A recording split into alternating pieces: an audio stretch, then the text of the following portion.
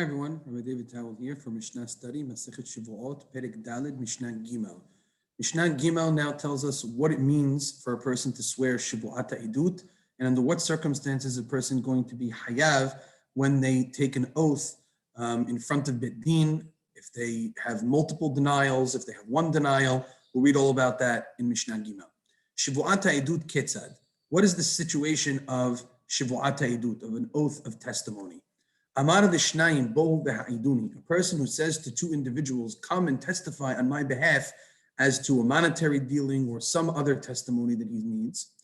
Shevuah she'en anu yodim lecha edut, and they say to him, we take an oath that we do not know any testimony with which we can provide you. So that's a shevuat ha'idut. They're swearing that they don't have testimony. O she'amru lo, or they said to him, en anu yodim lecha edut, we don't know any testimony to give to you. And he responded, mashbi'a ani alechem, I'm making you swear now that you don't have any testimony. Ve'amru amen. And they respond, yes, we admit that we don't have any testimony and we take the oath upon ourselves. So either they made the oath of their own volition, apiatzmo, or they answered amen to the litigants forcing them into a testimony or telling them to swear that they don't have testimony, and they answered amen. In both cases, hare'elu hayavim. If they turn out to be false, then they are liable for a shevuat ha'idut. Just think back for a moment to Mishnah Aleph, where we had a mahloket between Rabbi Meir and Hachamim. Does this need to take place in front of the court or not? See that mahloket above. According to Hachamim, it always needs to take place in front of the Bet Din. Ishbi'a alehem hamisha pe'amim chutz lebet din. If, let's say, he made them take an oath 5 times outside of the Bet Din, uba'u lebet din vehudu, and then they came to the Bet Din and they admitted, peturim, then they're completely exempt. Says the Bartenura, va'afilu kafru chutz lebet din al kol shevuah, even if they denied outside of the Bet Din each of the oaths. She'en kfira chutz lebet din hashuva kfira. Because, in accordance with the Hachamim's opinion, nothing that a person does outside of the Bet Din is going to make them liable, right? It's not considered a kfira, a denial, if it happened chutz lebet din. So as long as they came in front of the Bet Din and they admitted, they're not liable for shevuat ha'idut. Kafru. However, if they took oaths outside of the Bet Din, and then 5 different times, and then they came to the Bet Din and kafru, and they denied in front of the Bet Din, hayavim al kol ahat ve'ehat. Then they're liable for each one of them. And he says, kafru be'bet din hayavim al kol ahat ve'ehat. The Amar Kiraz, the pasuk says, v'haya ki ye'esham le'ahat me'ele le'hayev al kol ahat ve'ehat. That pasuk says that they are ye'esham le'ahat me'ele. Why does the Torah add in the words le'ahat me'ele? Le'hayev al kol ahat ve'ahat, in order to make them liable for each and every time that they made a denial in front of the Bet Din. So it's worth mentioning that these last 2 statements are independent of the mahloket Rabbi Meir and Hachamim that we mentioned in the first Mishnah.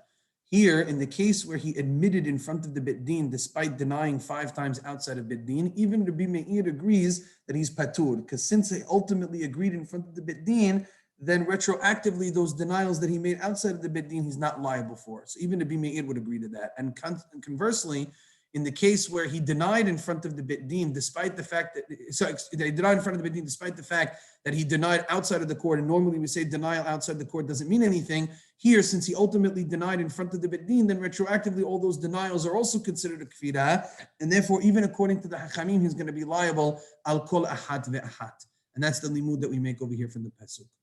The last statement is interesting. Hishbi'a alehem hamisha pe'amim bifnei Bet Din ve'kafru.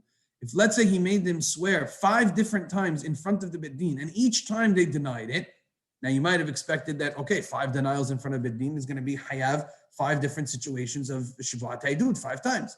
Says the Mishnah, enan hayavim ela ahat. He's still only liable for 1, which sounds like the maximum, right?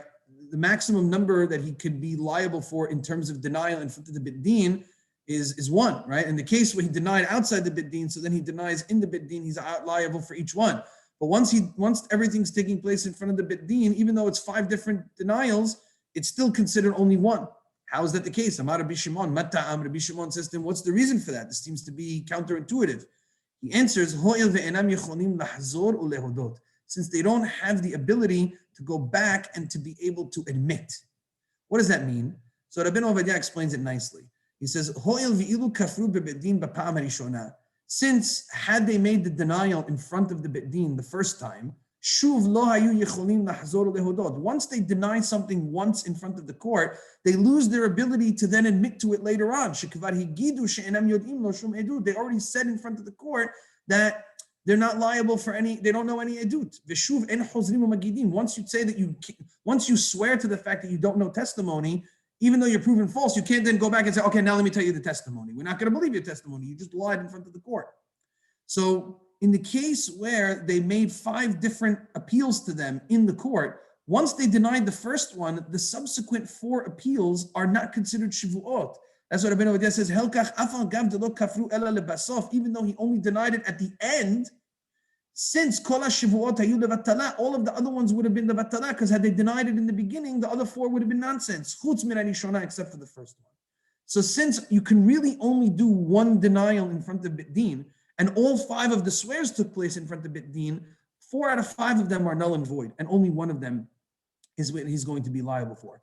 This is different than the middle case, where we said 5 denials took place outside of Beit Din, because when it comes to 5 denials outside of Beit Din, each of those is a valid denial. At that point, he can still go in front of the Beit Din and give a testimony, because denial outside the Beit Din doesn't have the same teeth.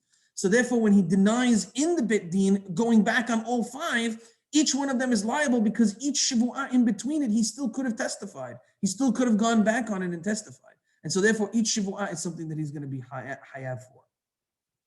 Continue reading in Abin Ovadeh, says, if what they said at the beginning and silent is actually a denial, then they can't make them swear anymore. And if it's not a denial, then they're already made it swear. You can't make them do another Shevuah on top of another one. If they didn't deny it, they took it, then the other 4 are null and void. They already took the Shevuah. Al korhaf, therefore he says, kiktiv le'ahat, when it says that you're liable le'ahat me'ele le'hayev al kol ahat ve'ahat, it'll be liable for each one, it has to be going back on the middle case. Ash-Shevuat holds the Beit Din v'kafru b'Beit Din kitiv. It must be talking about the Shevuah that is made outside the Beit Din, and then the denial took place in the Beit Din. The Shevuot holds the Beit Din, because any swears that take place outside the court, shehaya mashbi'an she'yavo'u leBeit Din, that he's swearing them, you should come to court and testify. V'ya'idu lo yatzu levatana, those are not null and void. V're'uyot lehalek, each one is considered individually. She'im kafru sham barishona, if he denied the first one, hayara'u lahazod lahashbi'an, he can make them swear again, because in between denials outside of the court, he can still go to the court and testify. So once his ability to testify is now taken away, then no more maximum Shevuot can be added. No more Shevuot can be added. Once he's hit the maximum, I should say. But once the Beit Din, the Shevuot are being taken outside of Beit Din, then each Shevuah could pile up on the other, because in the interim, he can go ahead and testify in front of the Beit Din.